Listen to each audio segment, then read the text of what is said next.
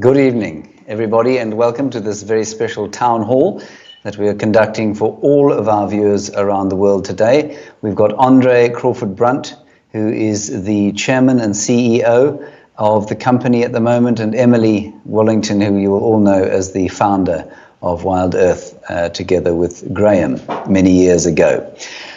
Just for those of you who don't know what a town hall is a time for our community to come together. You can ask any questions you like. We're going to make some fairly large announcements during the course of the next hour or so. It's very important that you understand that this is interactive. We want to take your questions. We want to be as open and transparent about our company and about our journey as we can. So please send through your questions. You can do that on the website.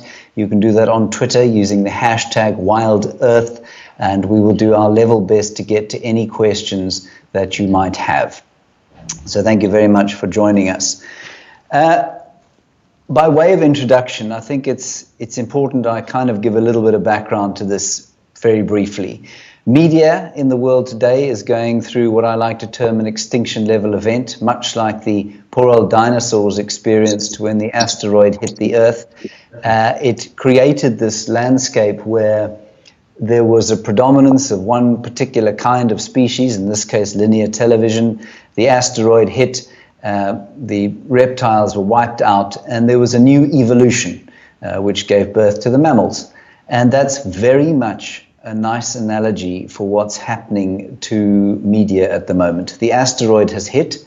Linear television is taking a massive pounding. Nobody knows what the media landscape is going to evolve into. And we find ourselves in the middle of that.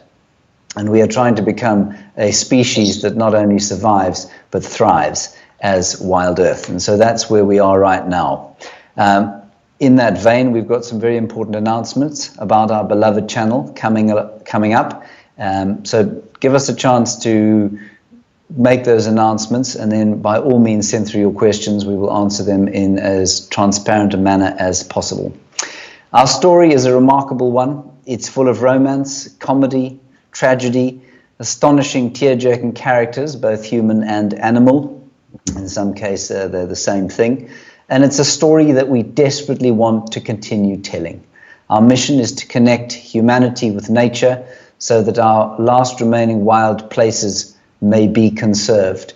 We want to drive people's eyes and, in fact, their bodies into the wilderness areas of Africa so that they too can remain for generations to come.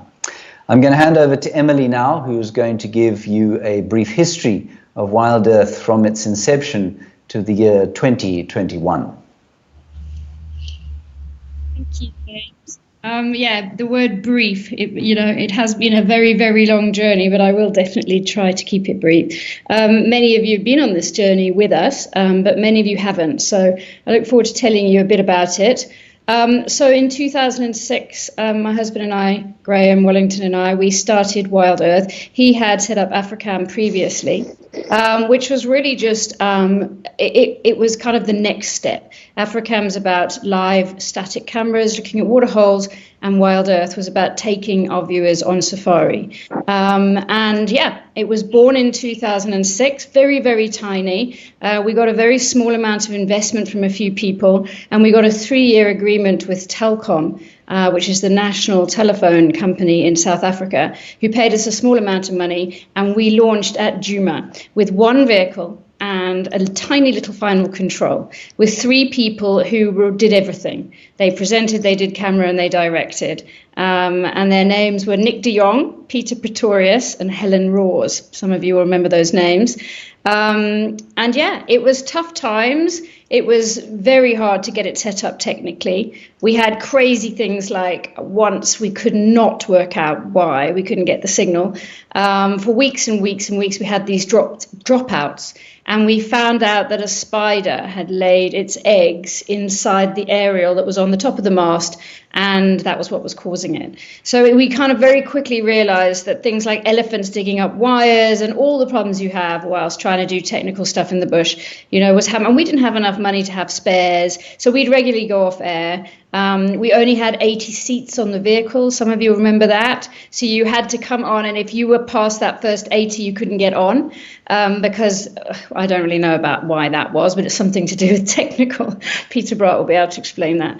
But yeah, it was a very different time. Pippa and Yuri were really amazing. They are the owners of Juma, if you don't know that, and they rallied behind us and absolutely helped us to get to that point. So for 3 years, we kind of hobbled along, but it was amazing. And what was great was that the viewers just rallied around us from word go. We had people that were so keen on this product, loved it, loved to get involved, lots of interaction, loved to chat. And that's what kept us going. For me, it was a brand new thing. Obviously, Graham had it at African, but I came from, a traditional television background in the UK, and never had I had this immediate feedback from people that were watching. And so it really is. I mean, it's amazing. It keeps you going. It makes you realize you're doing a good job and that you're changing people's lives and that you're actually helping connect people with nature. So it was a wonderful time, if not a challenging time. And then in 2008, Peter Bart joined us, obviously a massive part of the Wild Earth history, came in as a camera operator, but very quickly we realized he was a lot more than just a camera operator. He became the head of technical because he was extremely technical, but he also financed, put some money into the company, which was, very necessary at that time, and helped us to grow even more. So that was really good. And still obviously with us today, as you all know. And then another person that I feel I should probably mention as part of our history is a presenter called Mark Weiner. Some of you will remember him. He's very significant in our history, a very seasoned guide, had a dedicated fan base. He used to pick flowers for the ladies on the drive and won many, many hearts, and had a very, very relaxed way of presenting, very calm, very wise. And yeah, it was a large part of our history and was with us for many years as well. So in 2014, I know I've skipped quite a few years, but this is really, quite a large part of our history, is when National Geographic and Wild Earth collaborated. National Geographic found out about Wild Earth through a relationship actually that Graham and I had from a documentary series that we did with them many years before. And a guy called Jeff Daniels, who was the VP at that point, just took a punt on Safari Live, just said, this is an amazing concept, this is pioneering, we really want to try it out. And in 2014, in December, they gave us 2 shows in Big Cat Week. And this was our big test. This was like, can you do it? Can you pass? Are you going to be able to, carry on? And we had to be really good. There was no room for technical issues or anything like that.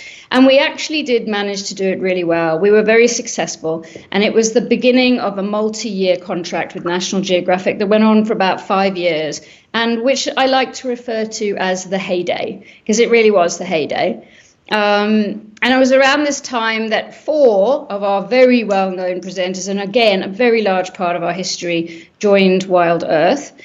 Scott Dyson, you'll remember Scott Dyson.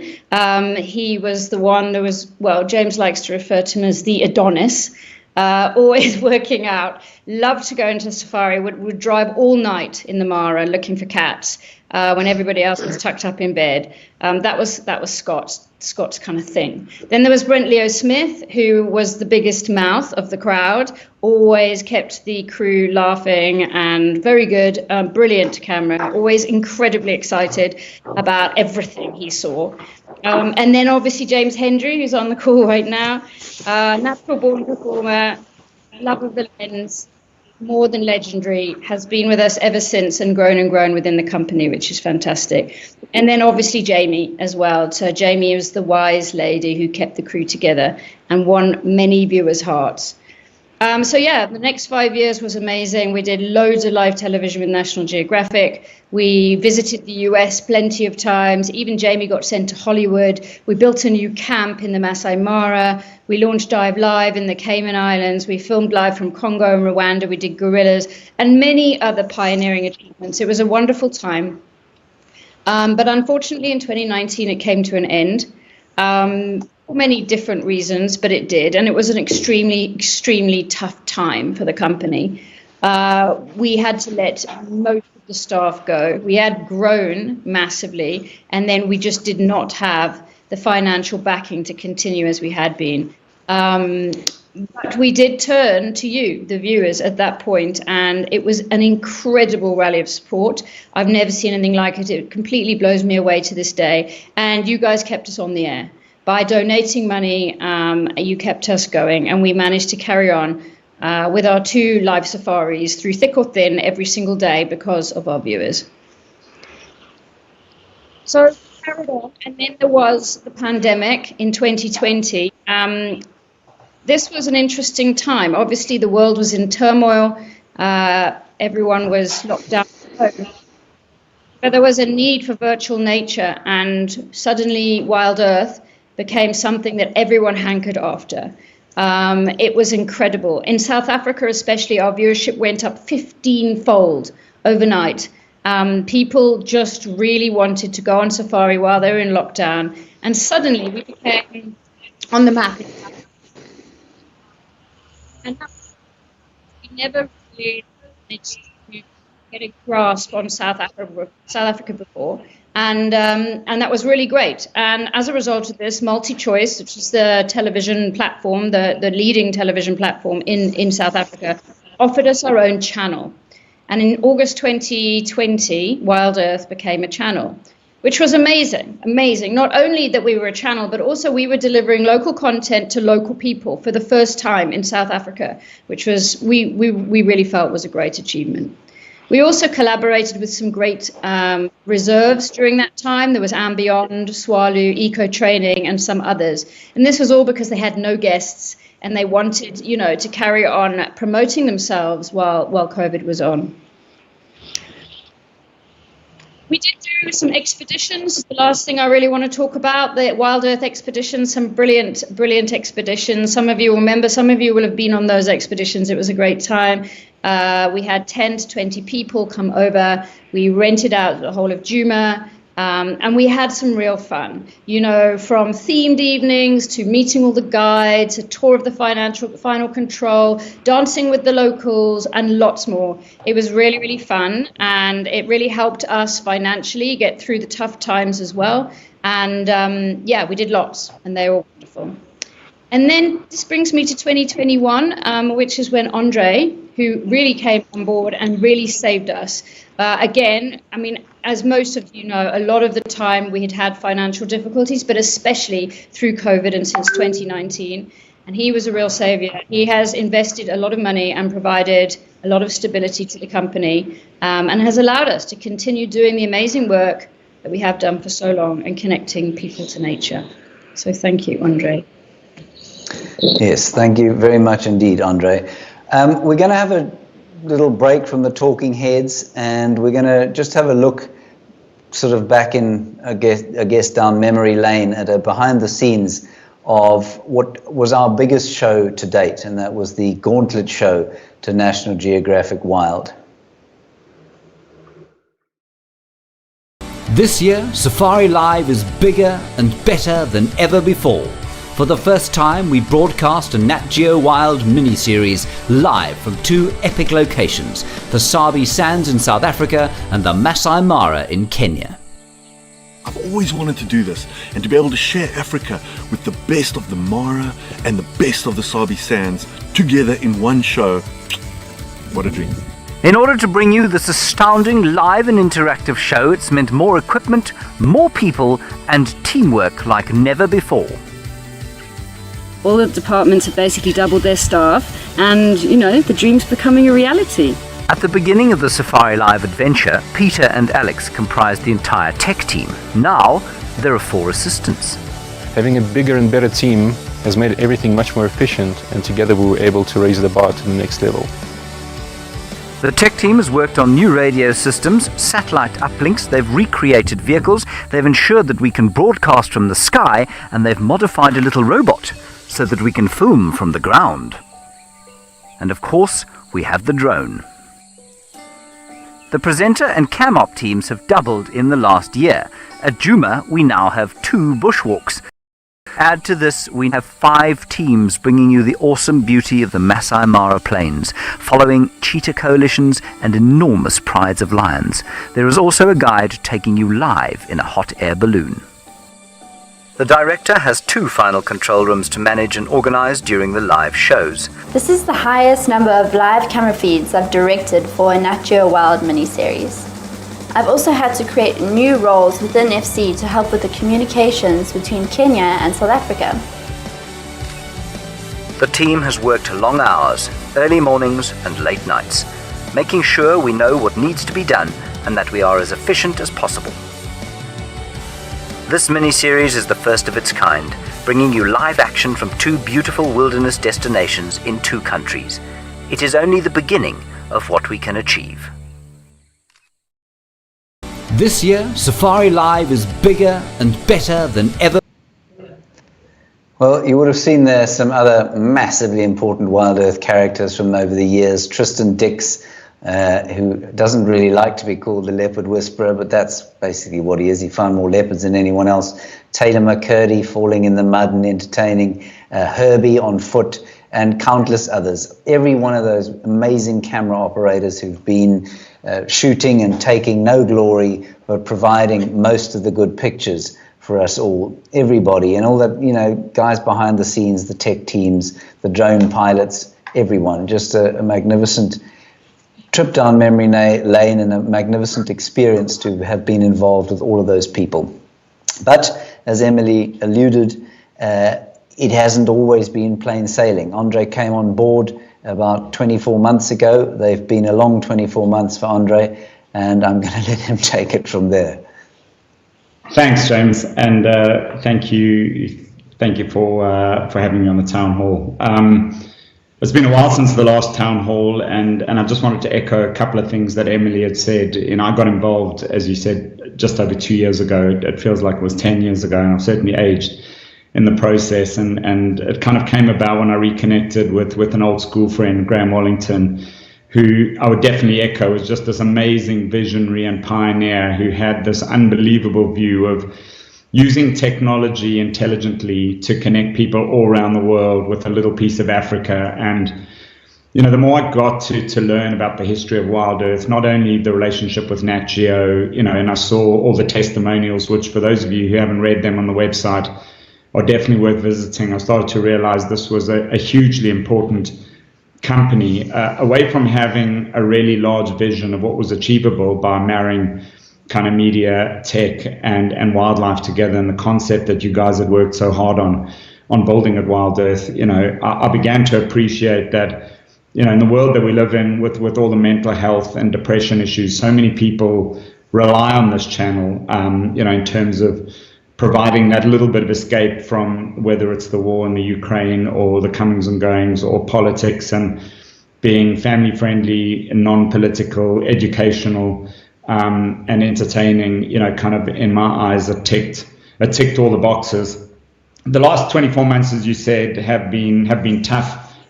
Obviously, we needed to try and find the right operating model, which in an ever-changing media landscape has proved beyond challenging. The main goal was to try and steady the ship. We were financially challenged. We needed to inject large amounts of capital to upgrade the technology. We continued to do that. And, we needed to work towards, in this ever-changing landscape, to try and figure out what was, and what is the right business model for us to be able to run. Ultimately, any business is only sustainable if you're able to generate profit at the end of the day. And this is a company that, the National Geographic period has not been able to wash its face, just because, if one looks around on YouTube, there are 100+ million channels. The internet is disintermediating, as you already alluded to, linear television. TikTok, has become the attention grabber. The advertising world is in disarray, and a lot of people are trying to find their feet in it. But I think the guiding light that I've never lost track of is that what we do is hugely important. And most of you will remember in December we did a survey of our African viewers. We got just shy of 10,000 responses. We ran that over a week. And I thought the results from a DSTV perspective were particularly telling. 76% of our African viewers voted Wild Earth their top 3 favorite channels on DSTV. 90% voted us in their top 3 local content channels, and 88% of us voted us their favorite channel. On a scale of 1 to 10, 10 being addicted, we scored 8.99. So even with all our issues and with all the travails and all, the issues we've been trying to manage around technology, carriage, and trying to reach a break-even perspective, that gave me a huge amount of insight that, again, what we do is meaningful. We have a very large and passionate group of people who appreciate what we do, and what we do is difficult. We operate in hostile terrain, surrounded by dangerous animals. We need to navigate the challenges our government in South Africa has set for us, minus available electricity for large periods of time. And, we try to do that every single day, rain or shine, from different locations.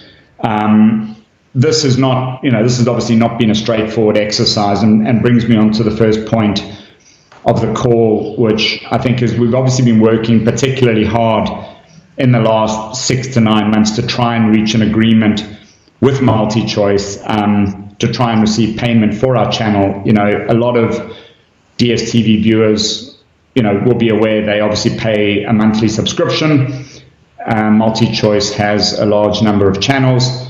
And, historically, for the first 3 years of our relationship, we actually incurred fees to be on MultiChoice, and we benefit from the advertising that gets sold. This is obviously, as we've invested more into our product, as we've grown our audience, I've been working particularly hard to try and reach an agreement with them to receive some sort of payment for the channel, and obviously not being the best negotiator in the world. I've failed to do that, and as of last week, I emailed them to tell them that at the end of April, our intention is to take the channel off DSTV. There's I think this is the last thing we ever wanted to happen. Like MultiChoice, I think we share the vision of taking African stories to the world, and they, are an amazing African company, and we think we share so many similarities. But I guess one of the lessons I learned, and what has made this particularly difficult, is where you give your product away for free to someone, it's very hard to try and recoup and recover from that. And, I think a few things. One, we know Wild Earth deserves its place. We've done our surveys. We know our viewers. We know the large social media following that we have and registered user following. We're on 20 platforms globally. And we have a very dedicated and passionate audience. And we think ultimately we can build a large and profitable business. And that what we do, being live and interactive, is unique and differentiated. And ultimately, from a business perspective, as I've stated earlier, we know that we need to get this business to wash its face. The second point, obviously, as I alluded to, our audience is particularly passionate, and the 8.99 score, if 10 was addicted, I would have been happy with anything kind of north of 6. And our audience, as both Emily and James, you alluded to, has been there when things have got particularly difficult. So I think the first point being that there's a very real risk the channel will come off MultiChoice. That is what I've told them we'll do at the end of April, barring any movement on their part. But my expectation is they are navigating difficult terrain of their own. And whilst I know we have the support of some very senior people within MultiChoice, ultimately, there's a risk in every decision that we take, and ultimately, I've made that decision that's unfortunately what needs to happen. We are, however, making progress in other areas, and we need time. And alluding to the point of just how passionate our viewers are, I got an email from a viewer yesterday aware of some of the conversations I've been having with MultiChoice, and that we haven't failed to reach an agreement, and they've agreed to donate $130,000 on a matched funding basis to give us the 4 to 6 months runway that we need to get ourselves to a better position financially. And I'll talk a little bit to that, and I think, James, you'll talk to the donation front later on. But we have continued to make extremely good progress. If I look at the corporate sponsors we're bringing on board, be it Rugged Wear, be it Veldskoen, be it Pro It Up, the deal we've done with Toyota, who've been amazing partners, we know that our brand is worthy of a corporate sponsor, and obviously that is going to get us to a much more healthy position to continue with our mission of helping people feel present in nature and stay connected. And ultimately the goal of building, the largest safari vehicle in the world that is live 24/7 and able to broadcast from multiple locations. So I'll stall there, James, and it might be worth just talking a little bit more, because I know the viewers will want to know where we are with the new vehicles and some of the changes we're thinking of making from a content perspective, which I think talk to the drive we're on, which is quality over quantity. And obviously, I'm sure there'll be a large number of questions around that. So I'll hand it back to you. I'll take you through what's happened with the new Toyotas. Many of you have been fascinated by the development of the Toyotas. We went to Toyota last year. We said we'd like 2 vehicles. They amazingly kindly gave us 2 vehicles, because the 2 incredibly decrepit Land Rovers, 3, one of which is now but a husk of what it once was. But the 3 of them have gone so far past retirement. It would be the equivalent of having a sort of 300-year-old human being running a large corporation. Andre probably feels 300 at this stage. Anyway, Toyota came to the party, gave us these cars, and we said, thank you so much. Just so you know, we're going to chop the roof off of these vehicles and then turn them. And they said, you're going to what? You said, no, we're just going to cut the roof off, and then we're going to mount our frame on the back. And they said, but we said, thanks, that'll be great. And they gave us the cars, we chopped the roof off, and that's what we're going to show you shortly. They've been an incredible corporate sponsor, and we're hoping to do a lot more with them. Just before we go and have a look at what those vehicles look like now, I'm just going to take a couple of questions and comments.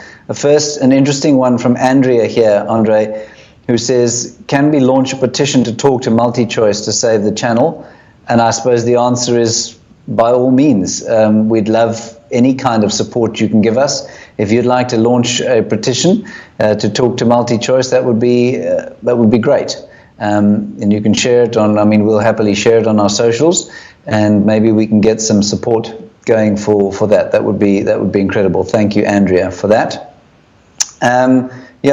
Angry Lion also saying in Pretoria, who do we need to talk to at MultiChoice? Well, maybe Angry Lion, I don't think there's any one personality, Andre, is that correct? I mean, we just need to talk to the group as a whole. MultiChoice is a large organization, and, I think MultiChoice is in the middle of a corporate action, around being acquired by Canal Plus. And as I indicated, I think we've got, there are areas within MultiChoice where we have large amounts of support.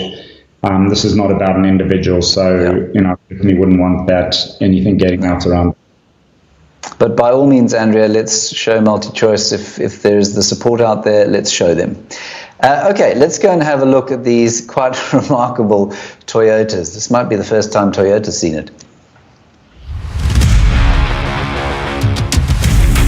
Well, guys, this is exciting times. As you know, that we are replacing Rusty and Wendy, our 2 old Land Rovers, with these brand new Land Cruisers.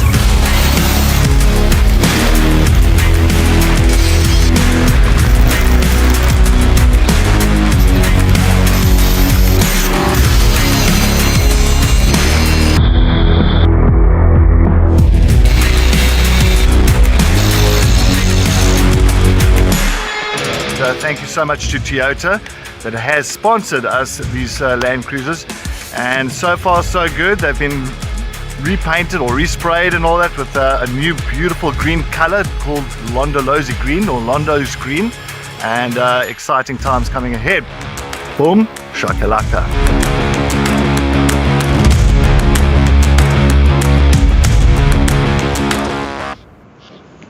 So we mentioned a lot of the old crew. There's some of the new crew. Cedric, who can, fairly unforgettable character he is. Gerrit, who's the head of Cam Ops, he's building the cameras there.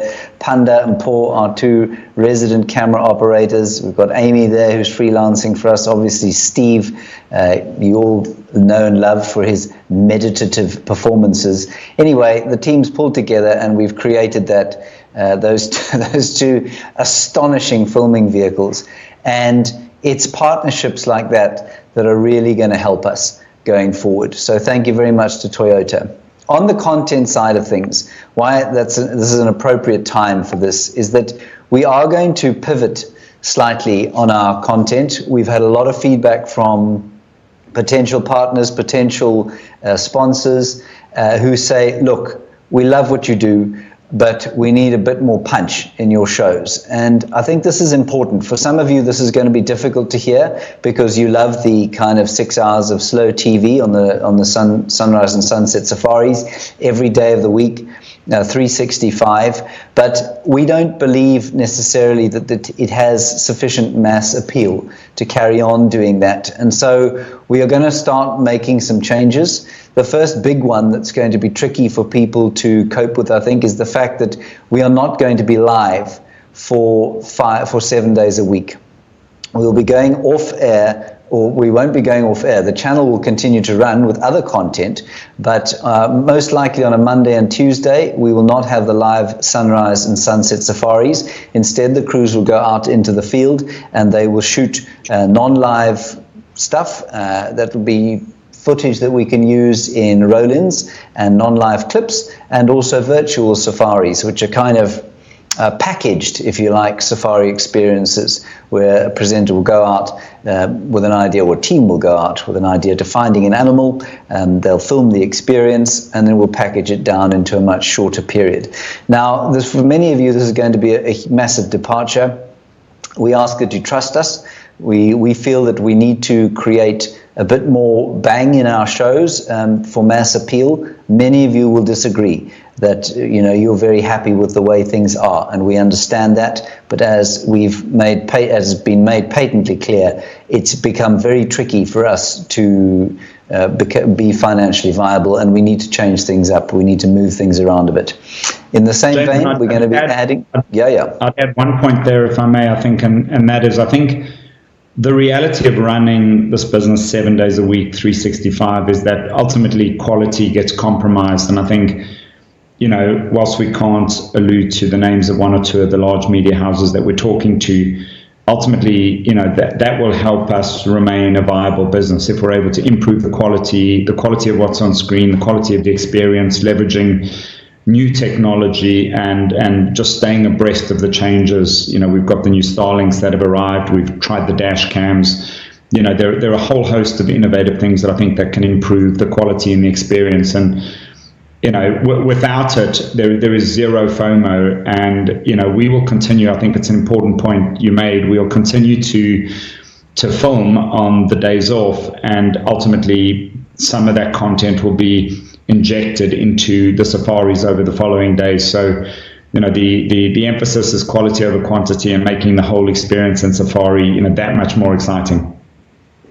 And I suppose the only other big change will be that we're going to start inserting non-live content into the live drive. So if there's a particularly quiet period, Cedric's looking for Tlalamba, we think she's got cubs, but he needs some time to go and find the animal. There's nothing particularly entertaining on screen. We'll play a clip maybe of Tlalamba's last cubs just to help tell our story. And I think for many of you, you're such regular viewers that you get so used to hearing our character names, you get so used to the stories that it makes sense to you. But for a new viewer who just switches on, it's important that we give that background, that some entertaining footage of the character we're going to look for is available, and certainly that works from the final control and the directors as well. So those are some of the sort of subtle changes we're going to be making to try and improve the quality over quantity, as Andre says. And we'll also look to technology. We'll hopefully look to drones, rovers, dash cams, and that sort of stuff,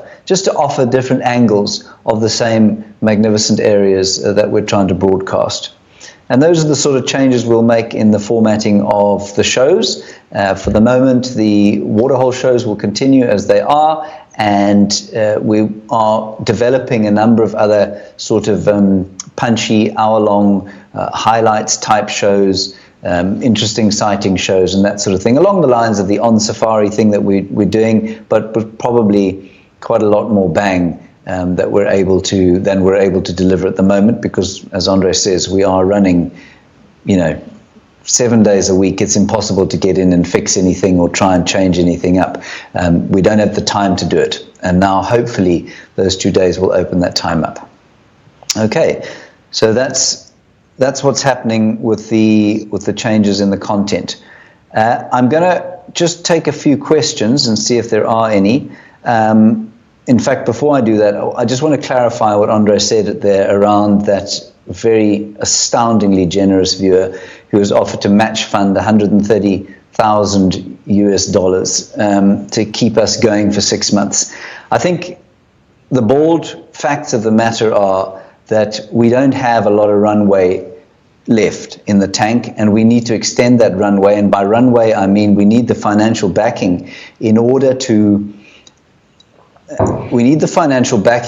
have enough time to go and find a corporate sponsor. We've got a number of different structures we're looking at, new and innovative structures which we think can really help us.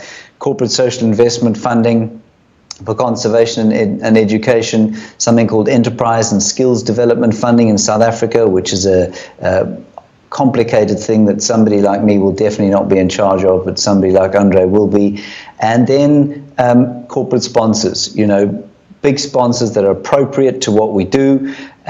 Maybe there'll be an apparel sponsor, maybe there'll be Toyotas. Toyota will come in with more maybe, and they'll help us. It's to channel the right branding towards our audience of nature lovers, of travelers, and of people who are concerned for conservation. So those are three of the sort of strategies that we're going to be going towards. But the simple fact of the matter is that we need 4 to 6 months to get that going. And in order to do that, we need to cut the costs of our business, and we're trying desperately to do that. But we're going to have to raise some funds. And this is the really difficult part of this town hall for us. We are coming to you, and by match funding, that incredibly generous donor is basically saying up to $130,000 he's prepared to match fund any donations that you might be prepared to give us. And this is a hard thing for us to do, I must say. It sticks in the throat somewhat. We've done it before. We just have not, in this media landscape, managed to create a business that is going to sustain itself. Now, we don't ever want to be in a position where this is the standard issue procedure, where we come to you and say, please help us, and please donate, and please be generous. We want to create a sustainable business. Like I said, media is in an incredibly difficult space right now. And so we are coming to you, and we're asking you to try and reach us that goal of $130,000 over the next little while. You can go to wildearth.tv/donate if you are able to help us. Any little bit will help. You can do that on a monthly basis. You can do it as a once-off. We are going to try and create a club of 30 or 1,000 club of generous people who can perhaps donate us $1,000 over the next couple of months. And you will receive, not so much by way of purchase, but by way of thank you, some beautifully printed shots of our characters and some of the places that we've been. These are shots that I've taken, and maybe we can put some of these up now. We'll just show you a couple of them, but we will put them up on the website as well. You will receive these as a gift from us to you, printed on beautiful art paper, and you can print them, put them up on your wall, put them up on the back of your guest toilet, wherever you like. And that was Craig the elephant in that was Craig about to stand on my head. Some favorite characters. There's Hosanna, and there's a magnificent lion at Kariga, who I think we saw once or twice. And there are 2 Londolozi leopards. I just had to put that in because it's just beautiful, and if you want those, you can have them too. That was the Masai Mara. One morning, driving out very early to try and get to a crossing point, and we just had to stop and take some pictures. I mean, that brings tears to my eyes with the memory. That's also the Masai Mara.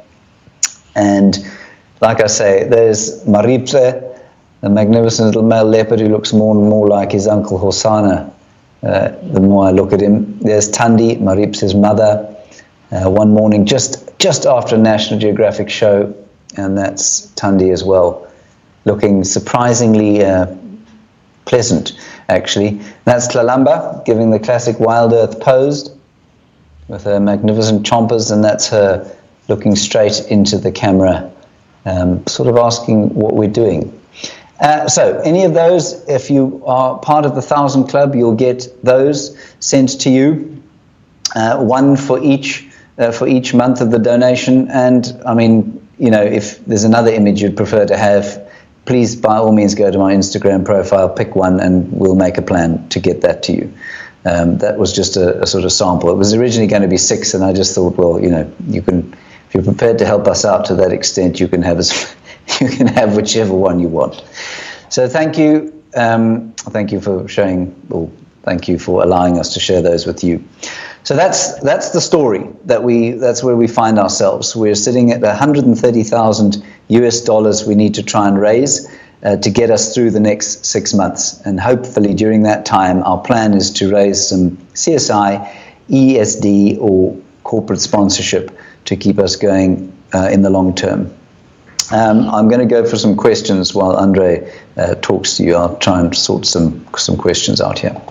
Yeah, I was just going to mention, James, it's probably worth, obviously, what we've been working particularly hard in the background, as I've thought about this business over the last year or two, the reality is that, there is a big opportunity in travel. If you think about the global footprint that we have, the audience that we have, ultimately the African safari industry is a $12 billion a year business, and I think more so in the post-COVID world, people are looking for experiences, looking to travel, and it's something that we've discussed at length as a management team, the opportunity around our viewers, particularly those in the US and the UK, and we've got large international viewers as well, and domestic. I think I'd allude to the example of how amazing Amakala have been as partners, and how a lot of people have driven down the garden route and kind of bypassed without really knowing Amakala, and just realized this amazing jewel that exists in our country. I think there are a number of jewels that exist, so similar to Amakala, and we see that as a real opportunity as well. And I think these funds will enable us to build out the platform. Obviously, the margins, if you're not paying all the money to Google and Facebook, can be quite large. And we think our channel lends itself to that, away from, as you previously alluded to, sponsors around outdoors, wildlife, etc. So we know our audience is unique. We think some of the metrics that advertisers look at historically are flawed in a number of ways, and we think there is a trend towards understanding just how unique and the high LSM that really is our viewer base. So I just wanted to throw that out there. Thank you. I think James Richard, who is one of our most loyal, most genius, there are a lot of geniuses who watch the show, but James Richard's up there with the top of them. He says, just like with nature itself, change and adaptation is a constant in Wild Earth's evolution. Whilst I'm not exactly thrilled with the upcoming changes, I understand the necessity, and I'm holding thumbs that things start looking more promising soon. And James, I think, to my mind, that is exactly the right attitude to take.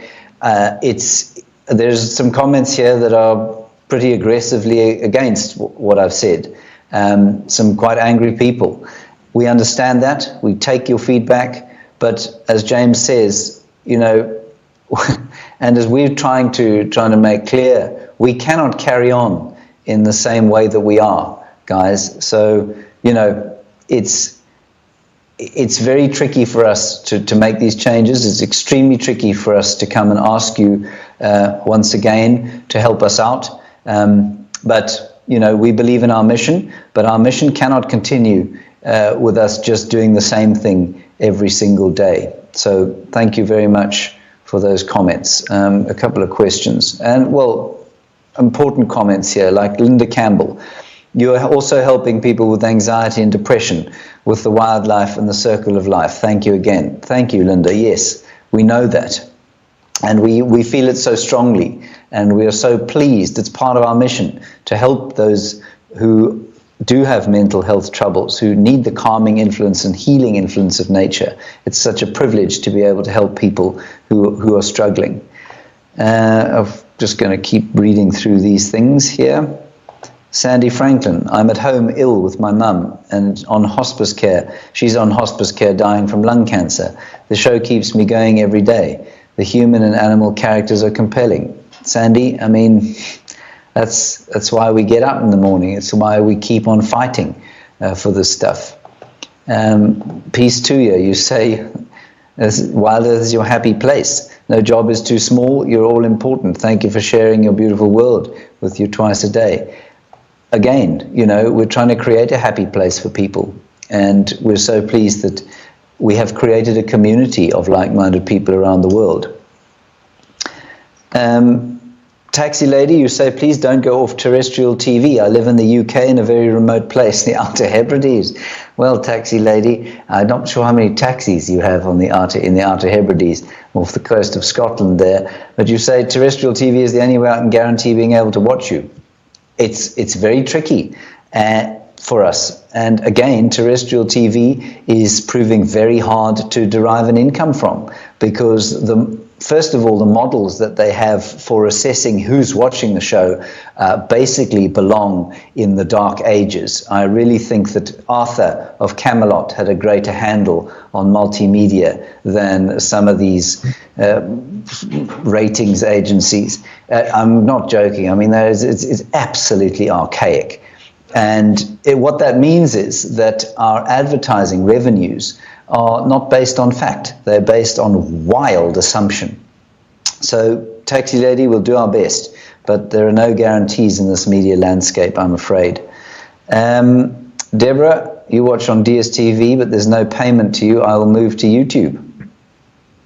Deborah, that's pretty much what MultiChoice needs to hear.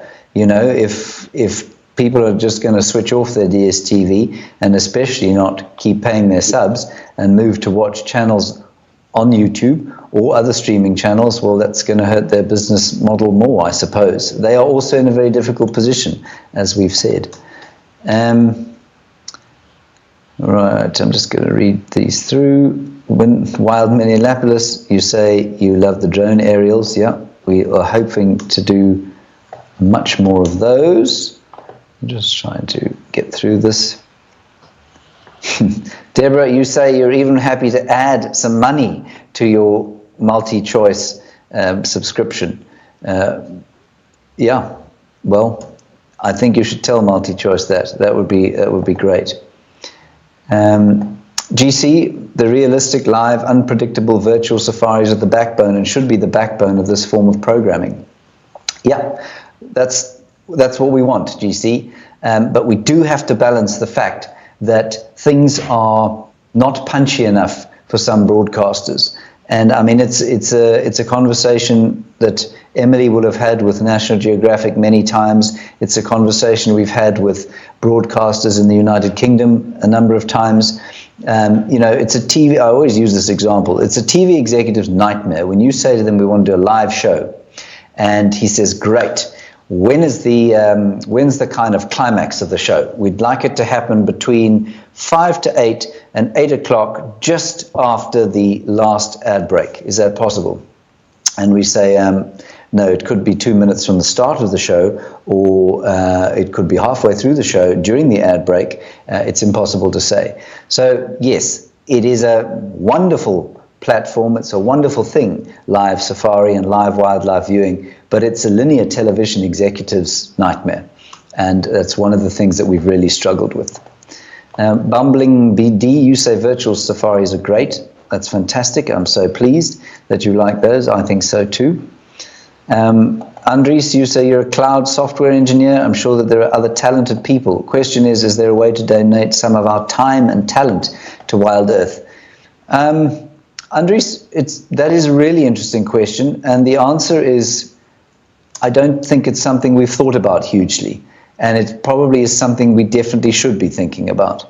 Em or Andre, we haven't really given serious consideration to the donation of time, have we? No, look, James, I think the one thing, the audience have been so generous. We receive many offers, and in terms of just getting our priorities right and the sequencing of those priorities, that's really kind of been the main focus, and we have kind of vacillated and a little bit, kind of obviously looking to try and find what works, and I think we need to internalize that and better understand what's available. I think what's very obvious, both in terms of the financial support a lot of viewers have been able to offer. A lot of them have skills that we should look to try and leverage with the model that we have. So, we'll definitely take that on board and see if there's anything that springs to mind. But thank you for that. I think there was a really nice one from, it was something about kids shows. Sorry, I've lost who you were, but you asked, here we go, it's Julie. There's real potential for the kids drive, kids content. Have you already tried or thought of designing something specifically for kids? It's absolutely what in the pipeline. Julie, we are trying desperately to find a corporate sponsor for the kids drives. And that's really dovetails very nicely with our hopes to raise corporate social investment funding. We are an education and we are a conservation broadcaster. And there's a lot of money out there for education and conservation, and we'd like to harness some of that for the kids' drives and really invest in that part of what we do. I think it's difficult. Our kids' drives, we'll do them at any time of the day if you asked for them, but it's difficult to do them, especially for young kids, when you don't know what's going to happen. And it's difficult to make them particularly entertaining for kids with 2 or 3 feeds. It's much easier when you've got a studio set and a whole lot of props and somebody who really likes teaching and presenting in that kind of environment. And so those are the kinds of things we would do to try and change them for kids. Thank you for that, Julia. It's a really good comment. Have we considered collaborations with travel bloggers, Potter D? Yes, we have, to a certain extent. I think the travel thing is an important one, and maybe actually this is a good time to sort of talk a little bit about the travel. There are a few things about travel that are important for you to understand. The first is that we have launched Wild Earth Travel. It's now just a section of our current website. It will become a website all on its own fairly soon. And I think it's important to chat a little bit about hopefully a trip that we'll be able to put together in November, I think it is, where it'll be much like those trips we did to Djuma in the old days. They won't be to Djuma, it'll probably be to a different place, but where we really throw the Wild Earth kind of model at you, where we have game drives, we have led by Wild Earth guides, we have old guides coming in to talk about the characters, we have maybe Andre comes in and tells you about the business. We have a real Wild Earth extravaganza, and we're hoping to put some of those shows or some of those safaris together in the not too distant future. And I think before I run out of air, we should have a quick look at what one of those Wild Earth trips looks like. I'm sure it will come shortly. Let's have one last look at the magnificence that is the Masai Mara.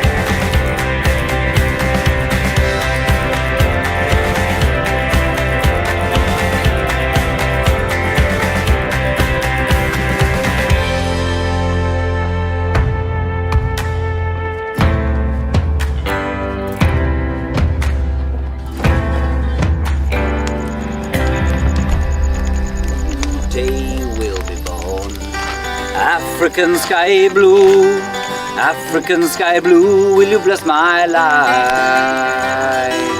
Oh, will you bless my life? Oh, will you bless my life? Oh, will you bless my life? Apologies for the flat note at the end there. I hadn't realized it had gone flat when I was singing it. Pardis, I'm just going to carry on taking your questions and comments. We've only got 5 minutes left. Pardis, you say, what is the most cost-effective payment method for we to donate for the greatest donation? If you go to the website, wildearth.tv/donate, you will find out the ways to do it. They all cost pretty much the same. So PayPal and Stripe are possibly the most effective. We've got here Kay Slowly Sly. You say maybe encourage legacy donations. You've put Wild Earth in your will. Thank you very much, Kay. We are encouraging that, and a few people have done that, and it's very kind. Thank you. Carrie Berry, you say you do what is necessary to keep broadcasting. That's what we're doing here with our cup in our hands. And then an interesting one, or sort of quite a few comments here from obviously South Africans and in fact people around Africa, basically saying, please MultiChoice, help us out here, or DSTV. DSTV is MultiChoice, yeah. So we've got one from, there was one from Angry Lion sent through another message. We've had, that was Sipo all the way in Messina. He's asked about that. And then a few people, we've got a Kenyan, James from Kenya has asked that MultiChoice help us out here. So lots of people coming through to ask MultiChoice to help us keep going. So thank you very much to all of you. If that petition gets off the ground, please do consider signing it. That would be amazing. Okay, we've only got 3 minutes left. I'm just going to take a few more questions here. Darcy Miller, is YouTube really helpful for finances? Yes, if enough people watch on YouTube and become members, it can be, but Google takes 30% of revenue, but that's not to say it's not helpful. We are going to be making changes around our app, and YouTube, as we know, has got massive teams of engineers. They produce an incredibly quality platform on which to watch stuff. So it may be that we have to go onto the YouTube platform, in which case, you know, it is useful from a membership point of view. Just from views, no, it doesn't make a huge difference. But from a membership platform, it can be very useful. Teresa Berry, thank you very much. You say it's easy to sit here and complain about the changes, but we must trust in the people who run Wild Earth that they're doing the right thing. Well, we're certainly doing our best. And I mean, I think, you know, as one of our execs has just written to me, she said, you know, what people need to understand is that, I'll read it to you verbatim, no media house will pay for our channel unless we change our content. So that's a big thing. That's why we have to make these changes, everybody. And we need 3 to 6 months of runway, 4 to 6 months of runway in order to keep going and make the changes we need to, make them quality changes and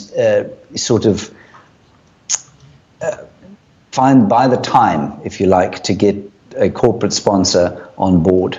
All right, so I mean, I think that's it from our questions. Andre, I don't know if we've got 90 seconds left. If you want to make a quick last comment, and then we'll probably have to close off.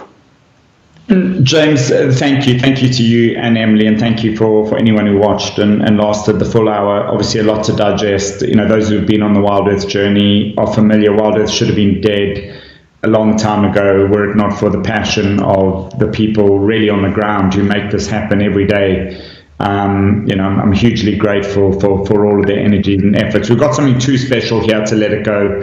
We've got some initiatives we're working on. You know, it needs to be sustainable. African content, ironically, comes from Africa, and, you know, hopefully MultiChoice will recognize that purchasing it from the Americans when it's our content and putting it back on the channel.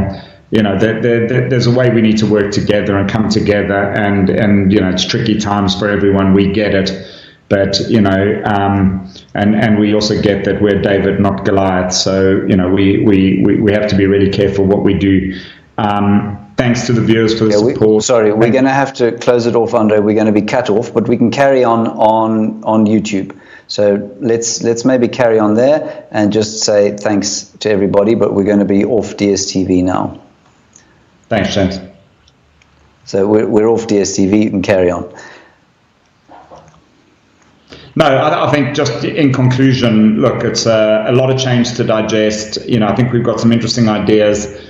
Let's see where the multi-choice conversation goes, but we should assume we're coming off at the end of April.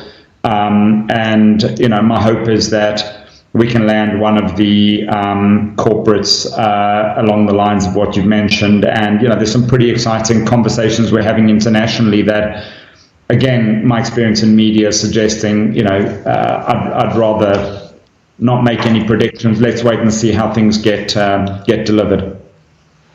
Okay, so everyone, thank you very much. I think, again, another key thing here for those of you who are still with us, and I suspect it's actually most of you, is that, MultiChoice is paying for content from international wildlife producers, but that it's the same content that we're producing in many respects. And we just feel that, we're a local African content producer telling African stories, and we hope that they will start to pay for it at some stage, and that will help us to keep going. Please do consider donating. We hate asking you for it, but there's just nothing that we can do about it. And we're doing our level best. We need 4 to 6 months, so please do consider helping us out. Thank you very, very much indeed for joining us. Thank you for watching. Thank you for your support throughout the years. It's appreciated. We love bringing you this product. We really do. I mean, it's, as I always said, the best job I ever had. And it continues to be. I did come off a low base. I was a waiter at a Spur Steak Ranch at one stage. But this has certainly been the most magnificent ride, and I hope it never ends. So thank you for joining us. Please do consider donating to us, and we will see you anon. Thanks, James. Thanks, Em. Thanks.